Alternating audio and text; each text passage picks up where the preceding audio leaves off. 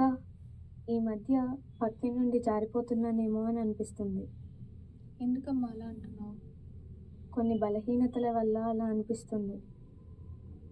జారిపోకుండా చేయి పట్టుకోమని ప్రభువుని అడుగు.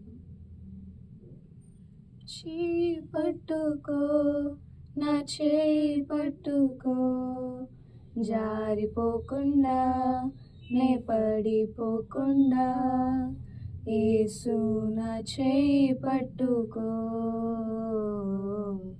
జారిపోకుండా నే పడిపోకుండా, యేసు నా చేయి పట్టుకో.